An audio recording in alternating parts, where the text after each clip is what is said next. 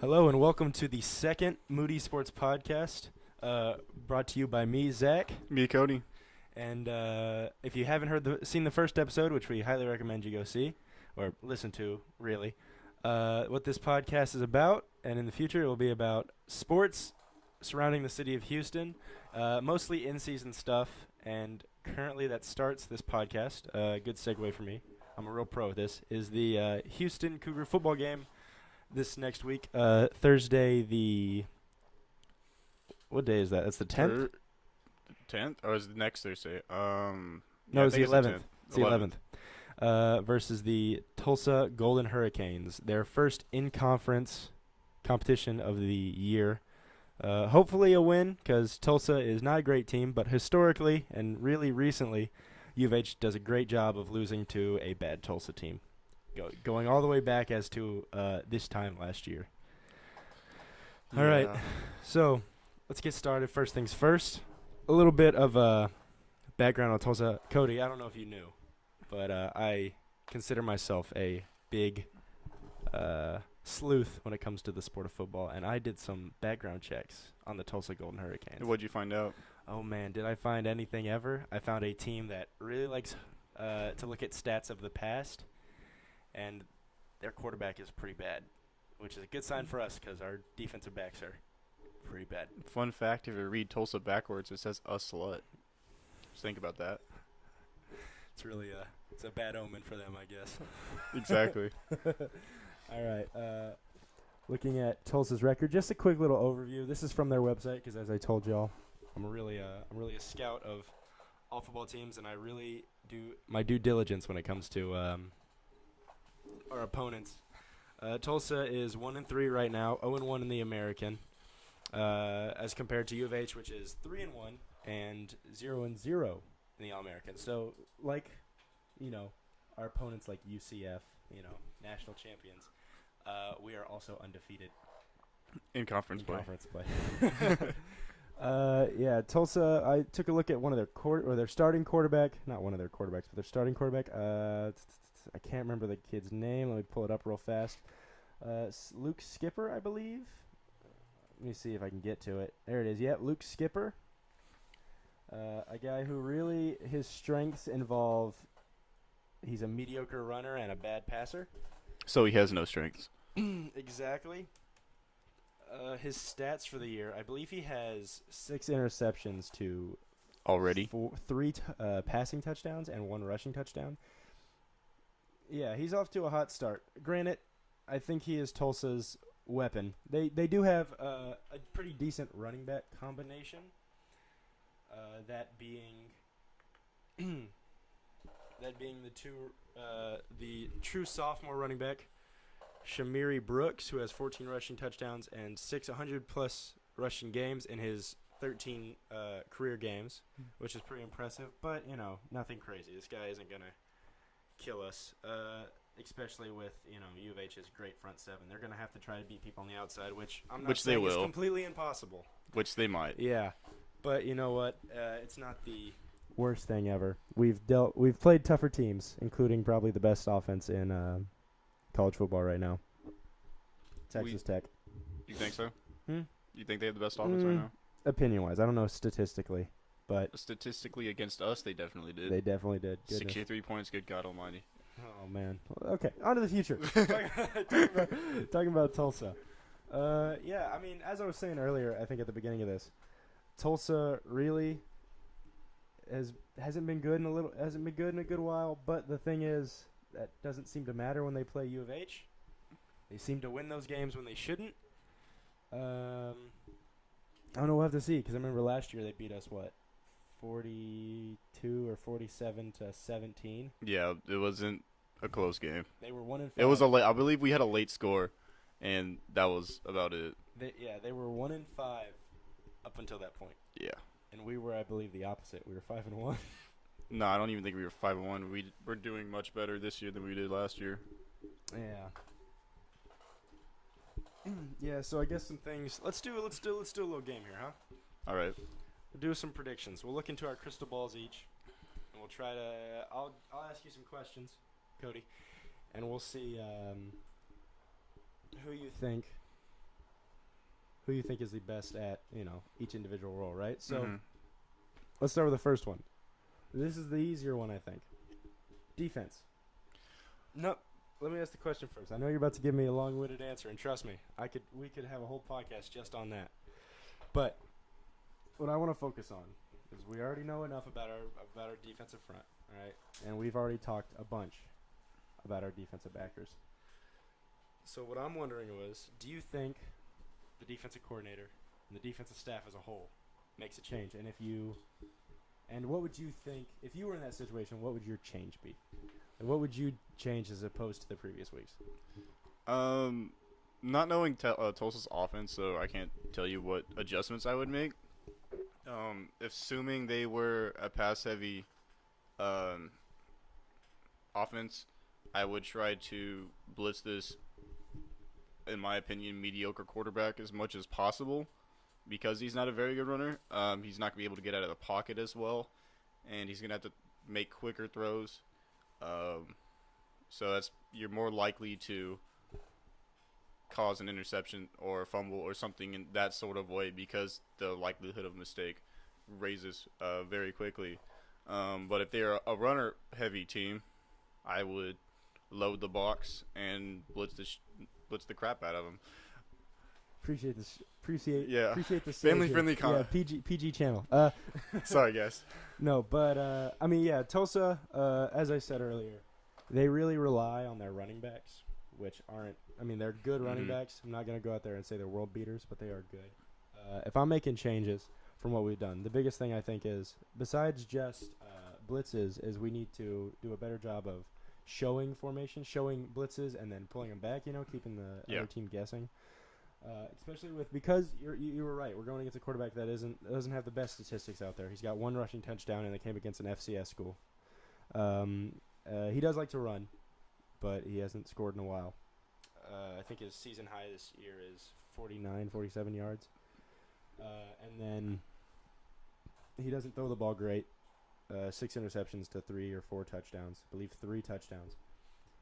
The big thing is, if we want to get any chance of bringing those numbers up, it's gonna be putting some pressure on him, getting him out of the pocket. Get him uncomfortable. I'd rather test him throwing the ball. Yeah, I would too. Than we're running, because while he doesn't score, it seems that he gets up the field. 49 yards. He's pretty consistent on that front. But it really comes down to what we're gonna see, because Tulsa again isn't great, but because this is a conference game and this can be a big win for them, as it is for us, because U of H needs to get off the ground running. Oh yeah. In conference, if you don't beat Tulsa, you're not gonna beat those other teams. I think this is pretty much like Memphis and UCF. Yeah, and this is bottom of the barrel. If you don't beat this team, you're gonna struggle against everybody else. We're probably gonna struggle regardless, because our defense is fantastic. yeah, really world beaters. But all right. Yeah. So next question. Defensive front, see more blitzes, yada yada yada. Mm-hmm. All right, offensively. Now it's for some good news, right? Yes. Offensively, we got a great quarterback, great receivers. Offensive line hasn't fallen apart yet, which is crazy. I don't know. I can't speak statistically, but I haven't seen a sack yet. I want to say there's like 2, but I think one of them happened in the Texas Tech game. I remember that for sure. That's right. There was one in Texas Tech. You're right. My fault. But other than that, okay, there's not really sacks. So seeing the offense, we already know we're going to see great performances from Deer King. We're going to see him from Anderson. Marquez Stevenson, sorry. Okay, fine. And then also the running back game. Whoa, I'm an adult. The running back game. But what do you expect to see? Because there are no serious holes in our scoring, in our quarterback and our receiver and our running back. But what do you think about that offensive line? What do you want to see from them? Because they got a bit of a break last week. Not gonna say that TSU was nobody, but that's not D1 talent. So I'm not Tulsa. D1 Division 2 talent. Tulsa might not be the best team around, but they will at least show something real. Show conference opponents a defensive front. What do you think the offensive line has to do to really show that they are they deserve to be here? That they're not a weak link like a lot of people think. Well, first off, protect the most important player on the field, in my opinion, the quarterback. If you don't have a good quarterback, your team is. Yeah, that's not an opinion, man. I think you're right on that front. With no quarterback, you're probably not going to do very well statistically. Secondly, I think running the ball, they have to create the holes that the running backs can go through, or create some sort of outside. I don't even know the wording because I'm not an offensive lineman, but suck in the defensive end and allow the bounce to the outside. Oh, hooking. Okay, hooking. Allow that so we have big gains to the outside. Our passing game is, in my opinion, fantastic because they have protected the quarterback pretty well this year. Running game is, I would say, pretty good too so far. But I guess the most important things for their next game are to protect the quarterback and create the holes for the running back. Yeah, I really, on that topic about offensive line, I really want to see some push. U of H loves to run the hustle up to the line, let's run a dive play right into our center's butt and get 0 yards. That's one of their favorite plays. I think right up there next to the bubble screen. Yeah. And don't knock on the bubble screen. Well, I watched it fall apart all of last year. I'll be slow to judge. We have more athletes that fit the system this year than we did last year. That may be. And I think we found our identity. Like Stevenson's quick enough to get that bubble screen and take it 20 yards within a heartbeat. That's true. I think we've definitely found our identity. We found it in the middle of last year, and they've carried it onto this year, at least offensively. But yeah, the offensive line. Yeah. If I hear that one more time, I'm gonna throw up, dude. Heard that so many times where they're like, I'd never heard that ever, in what my. I feel like with the new offensive coordinator, Kendall Riles, he makes it work more with his offensive scheme than Applewhite did last year. Yeah, it's just. I know it's not crazy great for a lot of teams, but somehow, some way, mostly because of our quarterback with his great arm and he doesn't run the ball all the time. He runs very well. Rarely. Yeah, he runs well. He's a threat. He's always a threat. He's always a threat to run the ball. So they always have to keep an eye on him. A spy is usually back there. So that kind of opens up options on the RPO every time. Even though I hate that phrase so much because to me it's just call it what it is, man. Play action. It's run pass option. Because it's not really a play action because they still have the option of running. They read the defensive end. If the defensive end is sitting, they'll run it up the middle. If it's coming at the quarterback, he'll fake the dive and go outside and do the screen or throw it deep. I know it's not technically the same thing. It's not even close to the same thing. I will fight you on this. It's not even close to the same thing. All right, well, let's move on then. Yeah. So back to the offensive line. We got a little bit off topic there. Yep. But the offensive line. If they can just – because I don't think they've had a bad game this year. They haven't had a great game. I'm going to say they had a great game. I want to say the only game they really struggled was the Rice game. But in the first that half. was the first time. That was the first time using that offense to its full extent. I think they've been very average. I would say above average. A safe thing to say. I'm just thinking if we're going to want to beat – because we're going to have a lot of harder teams. They come in the second half of our season. If we're going to want to beat those teams, we're going to need an above-average offensive line. Yeah. I don't think a lot of teams in the American bring the same defensive front pressure as U of H does. Yeah. But there are definitely teams that bring it. And even if they're just good defensive fronts, they will test our offense because Derek King's a great thrower, but if he's running for his life the whole game, it's not going to work very well. So this game will be a good test for that, I think. I agree. Especially with it being conference. Another question. Last one, and then we'll move on to our predictions of All-Stars and the such. Or MVPs at the game. Sorry. On to the last one. Coming up to Tulsa. Let's say I'm going to give you two scenarios, a win or a loss. What do you think that means coming up for the future of our conference? If they win, what does that mean regarding, what they have to do in the future? to prepare for opponents, and if they're sitting comfortably or not, or if they lose, what do they have to do to get back on track and beat and fix what they messed up on to beat those other teams? Or like, if we do lose, how do you think we'll lose? Let me rephrase that. That was a little hard to do because as good as we are at this, we can't predict the future. If we're gonna win this game, how do we do it? And if we're gonna lose this game, how do we do it? Winning this game, I think the key to this is just blowing them out of the water with our offense, just rapid fire scoring. The key to losing this game is not doing that. A lot of turnovers, a lot of sacks. Great insight we got there from you, yeah. Cody. A lot of sacks, a lot of turnovers, a lot of mental mistakes, such as penalties, such as that. I believe that's how we lost last year, was many penalties and a couple turnovers. So I believe to win, we have to play very neat, very concise, and very fluidly. Like, keep our offense moving down the field. Not too many 3-and-outs, not too many stops going down in the red zone and getting stopped. I believe we have to score on every drive to win. You think so? You think because if we don't do that, you think they're going to be able to score on our defense? I think so. I don't know. I don't think – because Tulsa isn't the – they're not great offensively. I don't even know if they're good. But I do agree that, I do think they'll put up a few touchdowns on us because this is an important game to them. It's conference. Everybody plays better in conference. Doesn't matter who you're playing. I mean, we just saw Tulane beat Navy last week. Yeah. No, Memphis. They beat Memphis last week. 40-17 or something crazy. Or 40-24, which is insane, especially because Memphis is, by a lot of the experts, you can't see me, but I just put some air quotes up. Those experts put Memphis as potential champions of our conference, or competing at least against UCF, because everybody has UCF up there. Yeah.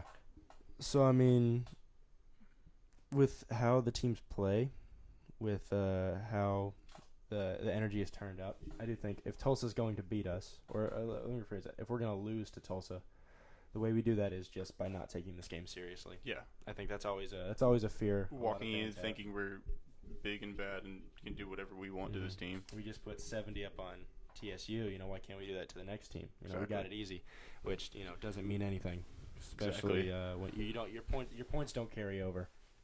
Attitudes might. And I think Ed Oliver does a good job of carrying that mentality. He's really a great leader for the team, and he often says, we focus on the game ahead of us, doesn't matter who it is, and then as soon as we win it, we get the rest of the day to celebrate that win, and then the next day we're worried about the next. On to the next. And on how to beat Tulsa. Yeah, I mean, I have no doubt that our offense is going to put up numbers. Yeah. The only way I see that coming to a standstill is if somehow everybody on the breaks. team. Yeah, everyone breaks. Just everything stops working. But I think clean penalties. Clean penalties. Cleaning up on penalties. Clean penalties. No. Never heard penalties. That term before. I think because the offensive line is a little bit inexperienced.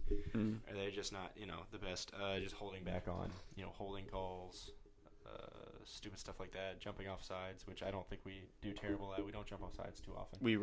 Our tempo is so fast. That's very rare. Yeah. All right. And then this one's going to be real quick before we move on to the second half, which is going to be the Texans-Colts game. Cody, who is your offensive MVP besides De'Aaron King and Marquez Stevenson? Ooh. I was going to say Marquez Stevenson because he played so well, but I'm not too sure about that. You know what? No, I'll make an exception. If you really believe I really believe Marquez Stevenson. I mean, it was quite clear he was the best receiver on that field. He was I would say the best athlete on that field. Every time he got on the field, every time the ball was thrown in his general direction, I was thinking, oh, touchdown, no problem. Because of his speed, his deceptive speed, believe it or not, he doesn't look as fast as he actually is. He could just outrun everyone. He's such a deep threat poser. Yeah. Poser, wow. Player. It's early, folks. Yeah. he blows the top off the defense and allows everything underneath to like go on so easily. Nothing we haven't heard a million times. Yeah, this guy. Yeah, we really. But that's why he's my MVP. Ourselves. Yeah, we like gushing on this guy. All right, so then here's the real tough one. Which if you get this wrong, you know what? I'll boo you out myself and I'll find a new host. What do you think his stats are going to be? Stats. These need to be precise, or else you're looking for a new job, buddy. I'm gonna say about 100 to 115 passing yards. Whoa. Yeah, okay. He's averaging like 100 a game. Yeah. So I'm gonna say about 100 to 115 passing yards, with 2 touchdowns on the low end. On the high end, I'm gonna say closer to 150 to 200 passing yards and 3+ touchdowns. Wow. Okay. That's on the high end. That's I pretty feel high. like it's gonna fall in between. But I'm gonna say, if you want me to give you a rough estimate, I'm gonna say 125 yards and 2 touchdowns. All right, so I'm gonna cheat a little bit. My offensive MVP is gonna be the entire running core, all the running backs combined, because simply they are. I agree. Marquez Stevenson, right? He's a beast, and everybody knows it. We've said it before, and we'll probably say it a million more times. But the thing is, if that's all the team has to focus on, you say he still gets those miracle stats. If he's all we got, we're in trouble. So it's going to be on our run offense to keep him honest. If they can get, they don't even have to go crazy. I'm not even looking for big things statistically. I'm just looking for, if we're in second and short, 1st and 10, 3rd and short, get me 4 yards, man. Yeah. Do it 6 times the entire game. Whenever we need that first down or whenever we need to cut it close. If they can do that, that's gonna be the difference maker, in my opinion. That's gonna be the big push into see if we can really get ahead of these guys. Not only beating them, but whooping them. Hopefully. Yeah. All right. Second half, defensive MVP. Besides Ed Oliver, of course, but also on this fact, if you want to say the DBs need to be the MVP. If the defensive line is going to be the MVP, and I guess in that case you can include him, but just don't mention his name because that's cheating. Or simply, here's a thought: if our defensive coordinator shakes things up, if he gets the MVP. Ooh. If y'all can't see it, but Cody's eyes when I said that, man, they probably rolled into the back of his head. They rolled into the next state. so yeah, who are you giving it to? I'm gonna say the front 7. The entire front 7 that includes the 4 down or 3 down linemen, depending on the defense they give, and the 3 to 4 linebackers they give. Based on how they played against TSU, TSU had no running game. It was non-existent. So I believe they will be the key to locking down Tulsa, causing them to have to throw, make them into a one-dimensional team, which you want as a defense. You want to exploit what their weaknesses are, and I believe passing, because based on the quarterback stats, they're kind of mediocre at best at throwing. That's mediocre's being polite. Yeah, that guy is pretty bad. I believe that the front 7 will be the MVPs because they will take the running game away from Tulsa, which they want to do, and make that quarterback throw, which will cause him to do a lot of mistakes. Yeah, I'm gonna say my MVP is also the defensive front 7, but for a different reason. Not because they're gonna limit the run game, but because they're gonna make that quarterback run for his life the whole time. Close that pocket down, get him running around, because we already know he can't throw the football very well, and so having him do it on the run, that's gonna be another added scare for Tulsa. Yeah. I don't think. I mean, if they've let up 6 interceptions as is, I don't think that offensive line's doing a great job protecting him anyways. Yeah. So if we can just have, somebody in his ear hole the entire game, forcing quick throws, pressures, sacks, just getting out of the pocket. If the defense is able to do that, which I think they will, we got a Heisman candidate up in that front 7, which I'm not mentioning his name because that's cheating. But, just having those guys run out there and just... It's implied you're cheating. Yeah. But just having those guys just the entire time, I want them to have nightmares of that front for the rest of the season. Oh, I agree. So, last one. Scoring predictions. What do you think the final score is? I'm going to say a 45 to 21. Houston? Houston. I'm going to say 35 17 Houston. So score's about the same. Yeah, and I'm seeing both of those touchdowns coming in the third quarter for Tulsa. I'm going to say one first half touchdown. For Tulsa? Mm-hmm. Or, one first half touchdown. And then a touchdown late in garbage time. Yeah. Okay. All right. Now moving on to topic number 2, the big brothers of football for the city of Houston. We're going to go to the Houston Texans and their game against the Colts. Man, didn't watch a ton of this one, but the moments I caught, I don't know how we won this game. Oh, it was set up to lose. We were up 18 points at one point, I believe, at the end of the third quarter. We didn't deserve to win this game. Some kid made his Make-A-Wish Foundation and pulled it out for us because, man, we didn't deserve it. Fairburn the savior. Oh, dude. I don't 2 overtime field goals? Yeah. That's pretty clutch. For a Texans? Yeah, for Texans kicker, yeah, I know. Yeah, we can already put him in the Hall of Fame. Honestly. The retire now if I were him. He saved the city of Houston from a lot of broken bottles. That's for sure. A lot of angry fans throwing their stuff around, burnt jerseys. This game was a must-win, though, because the Jaguars and the Titans, who are both in our division, are tied at 3-1. So we are tied with the Colts, 1-1. So I think, if there's any slim hope of going to the playoffs, I believe this game was a must-win. And I believe the next game is a must-win against the next divisional opponent. I don't know when that is, but they have to win a lot of games if they're going to have a chance. That does tend to be the secret of getting the playoffs, winning football games. Yeah. I'm going to stick with what I said last week. I say we still roll out the tanks. I'm thinking the Colts, we barely beat the Colts when we didn't deserve to. Yeah. The players sure deserve to win, but man, that coaching staff was really trying to lose it. It was fantastic coaching. I don't know what you're talking about. Let's run it. With time winding down the clock, let's run the ball right into the teeth of the defense. No trickery, not even a fake. No sort of fake. Let's just dive it right into the defense. Oh my gosh, man! Their offensive coordinator, the Texans' offensive coordinator, is the same guy, I think, as the Cougars' defensive coordinator. Just trying to lose football games. I agree. He wants out of his contract or whatever it is. He's not getting paid enough. I don't know. It was ridiculous. I think after that game, even though Bill O'Brien sure gets a win under his belt, I don't want him around, man. I don't either. I want him gone now. Even though we won, now more than ever. All this says is that if somehow we do make the playoff switch, I don't think it's possible. But even if we do, we're going to get knocked out first round, and we're going to get another terrible, terrible first-round pick. Or position-wise, not player-wise. Yeah. Position-wise, we're going to get some awful. Like number 20 or something like that. Exactly, which the Texans just love to. And everybody knows the 20th pick rarely leads to any progress. Those first-round knockoffs in the playoffs, they never really move around. Especially if you're the Bengals or if you're the Texans. I agree. Excuse me. So, yeah. Statistically, just pulled them up in front of us. First downs, we sat around, did about the same we did last week.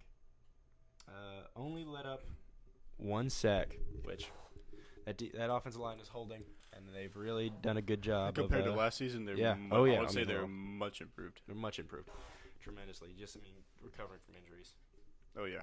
Injury-stricken last year, and now it's somewhat healthy. Mm-hmm. Put up a good amount of total yards. I'm sorry. Put up a good amount of total yards. We ended the game with 466. Actually, the Colts ended up putting up more, 478. But just got them on the scoring front, got them on the touchdowns, and definitely it doesn't matter got them on the field. It doesn't matter if they have more yards as long as we have one more point than them. Yeah. At the end, when time goes 0-0-0.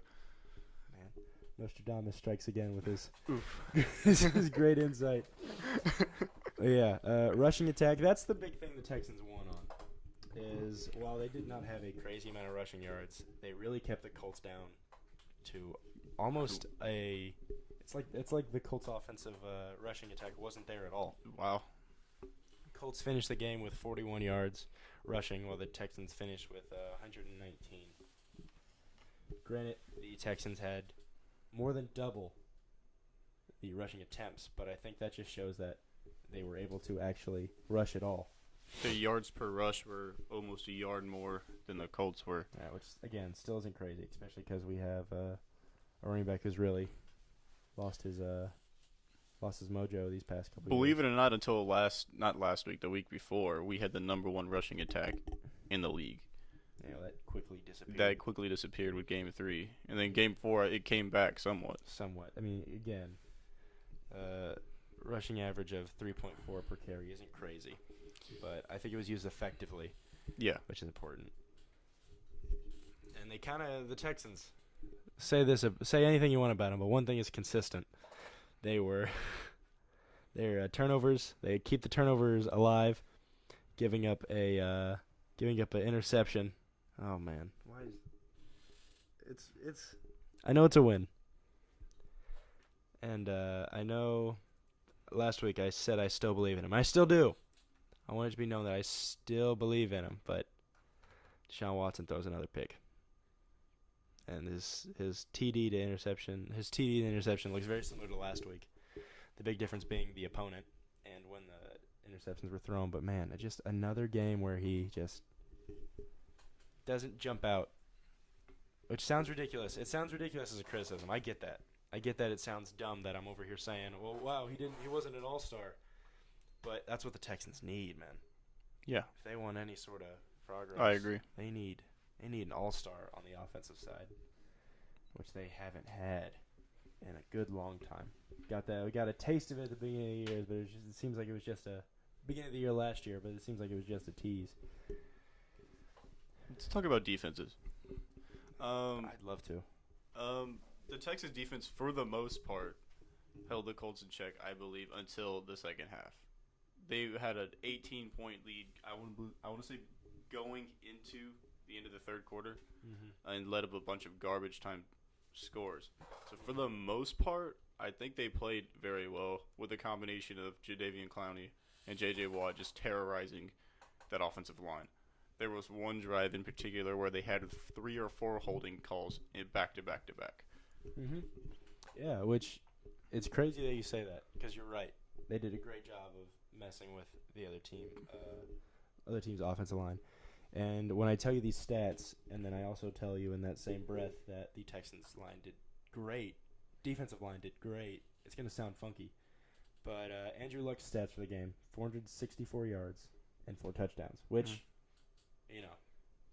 that's a pretty good game. Those are crazy. Those are video game numbers, yeah. But I think the biggest thing was that he was also 40.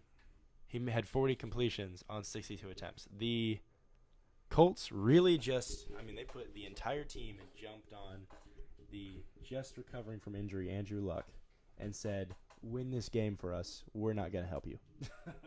4 sacks, I believe. Yeah, they had 4 sacks. Yeah, they just really, they had no other plan. I mean, with those stats, with 464 yards and 4 touchdowns, he still only had a QBR of 63.9, as opposed to Deshaun Watson with 375 yards, 2 touchdowns, and interception of 87. A QBR of 87. Yeah. So, it really shows you that they didn't have a plan B because their running game wasn't working for them, and they never really seemed to try to commit Their to plan A through Z was give Andrew Luck the ball and hope he does something with it. Yeah, I just hope he throws it to one of our guys. And he did a good job of that. He did it 4 times in the end zone, but, man, they didn't have anything else to do. Their rush, other than if you take account Andrew Luck's rushing, the entire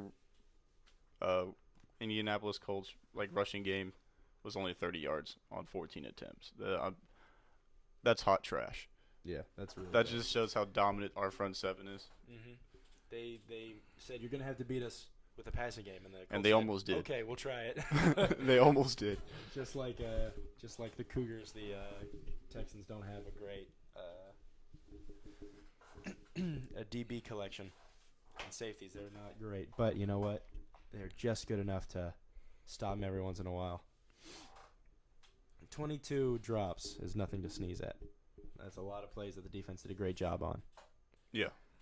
For every 2 passes that was completed, 1 was not, and that's it's good. That's good Oh, enough. it's beat it's the Colts. okay in statistics wise, but it was good enough to beat. Yeah, It's like good you enough said, to good beat the Colts, which, they're not Super Bowl contenders, and neither are we. So I still believe. roll out the artillery. I still believe. You got more hope in your eyes than I do, kid. But I can't believe in them, man. They're hot garbage. We'll see about next game. Yeah. All right. Our last topic. This one will be a little bit shorter, but we're gonna talk about the Rockets one more time. I know we kind of barely touched on them last week, but tonight they have their first. Tonight? Yeah, I was about to ask you when their first game as was. of October 2nd, 2018. The Rockets are entering the preseason, missing PJ Tucker for the preseason. He has a sore back, I believe. Nothing to really just freak out about, but it is something to keep your eye on. They are starting today. Hopefully, we'll see a lot of the young guys get some time out there. Yeah, they're playing the Memphis Grizzlies tonight. Not really anything to really look at. Again, Memphis Grizzlies last year were not great, so we're not even playing against a good test team. And we're not gonna see. You're not gonna see James Harden explode for 40 tonight. You're not gonna see Chris Paul. I'd be surprised if he plays in the second half of the game. Yeah, it's gonna be kind of like what they did with LeBron and all them. Is just give them a little workout, and then that's about it. Get them out there so the fans can see their stars, and then just play the guys that are never gonna play the rest of the season. I think you'll see a lot of James Ennis. Joe Chi. No, well, that's the thing. Joe Chi also has a hurt ankle. Oh. Not. It's a. I can't remember exactly what it was, but it was. I remember the term being questionable, and also with the other post that this team is really excited about, Isaiah Hartenstein. That's another guy the Rockets are high on. Coming in as a backup for another center to get backup minutes behind Nene and Clint Capella. Mm-hmm. I think he was going to split the role with Nene. Yeah. But he's also got a hurt ankle. So post-wise, you're going to see a lot of Clint Capella, and then you're also probably going to see a little bit of Nene, but then most likely the Rockets are going to run small ball. They're not really going to care who's out there. Because in this game, you don't really care who's out on the court. On you just want to see your scrubs play. You see your packages. You're testing out what might work. Yeah. Expect to see a lot of Michael Carter-Williams. I expect to see a lot of James Ennis, especially because people are talking, myself included, that are like, this guy, he's going to fill that Trevor Ariza hole. He's going to fill that Mbah a Moute hole. Do you think he plays defense like they do? Yeah, I do.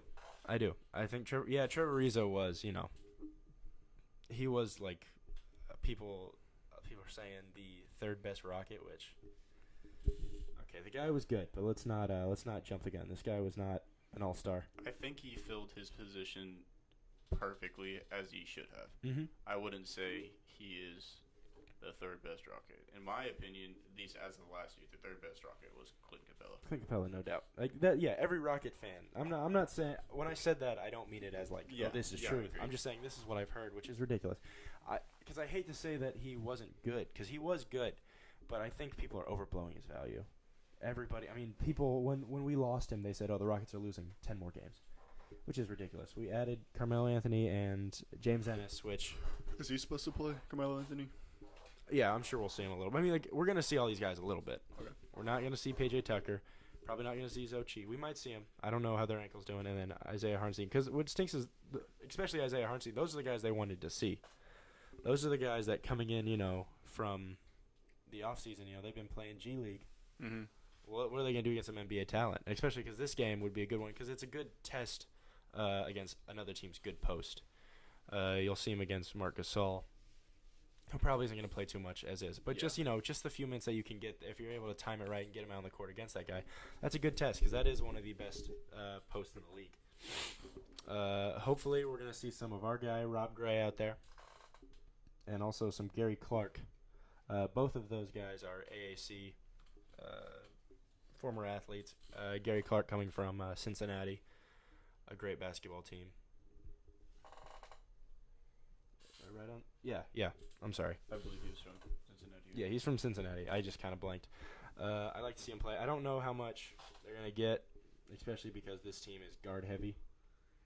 We're going to see James Harden out there at least for a little bit. Oh, yeah, for sure. You're going to see Chris Paul out there at least for a little bit. And then the guys they brought in, your Brandon Knight. Oh, actually, no, Brandon Knight's not playing. I'm sorry. Brandon Knight had knee surgery to clean up some residue from a past surgery. So, no, we won't see Brandon Knight. He's out for a little bit. He should be back for the regular season. season. He'll be back for the regular season, but I think it was like four weeks or something like that. And that was last week. In invasive surgery, yeah, it should be okay. Eric Gordon will definitely get some minutes, even though this is blasphemy to talk about, especially because there's no reliable source. But there's a few talks, nothing confirmed, no reliable sources, but that Eric Gordon is in the shop to get traded for Jimmy Butler. I didn't hear about that rumor. Mm-hmm. That's the thing. I heard the rumor about Jimmy Butler isn't necessarily looking to go to the Rockets specifically, but he's keeping his options open. Yeah. The thing is, the people that have said this they don't have the blue check mark, on Twitter. They're not reliable sources. But it's been said a few times. Now, this is just, it's just a bunch of talk. Doesn't mean anything. I've heard everything from the Rockets are going to trade Nene, Gordon, first-round pick and a second-round pick for Jimmy Butler, to they're just going to trade Gordon, to they're just going to trade Gordon in a first round. I mean, that's all just a bunch of nothing. But, in the case that does happen. Yeah. In the case that it does happen, I believe the Rockets could benefit on it. If you noticed last year in one of the Western Conference Finals games, they missed 27 straight threes. Oh man, yeah, I live that nightmare every night when it comes. And I believe that was Game 6 when Chris Paul was hurt, and you didn't have the mid-range game that Chris Paul has. Mm-hmm. So I believe adding Jimmy Butler in his mid-range and driving game will definitely help. Yeah, I think he's another. He plays similar to James Harden, which is attack the rim and give the ball to somebody else. He's very good at it. And if last year is a lesson, I don't know if two ball handlers can be on the same team. Well, we know that worked. So I'm excited to see to perfection, what in my opinion, ball handlers on a team could be. That'd be also awesome. All right, a few more of the players to catch up on. Gerald Green, he'll probably get a bulk of the minutes. The epitome of Houston. Oh, dude, love that guy. Absolutely love that guy. He'll probably get a few more minutes. Michael Carter-Williams is going to get some good time. And then Bruno Caboclo. I've never been able to say his last name. He's also a small forward. Famous for being the player that is 2 years away from being 2 years away. I mean, it's ridiculous.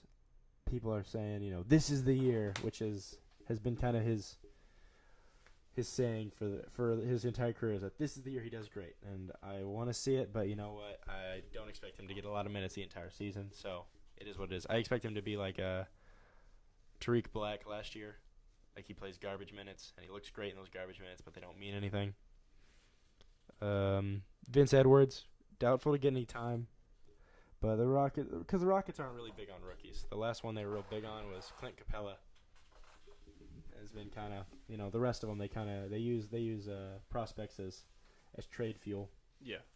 D'Anthony, I can't remember his last name.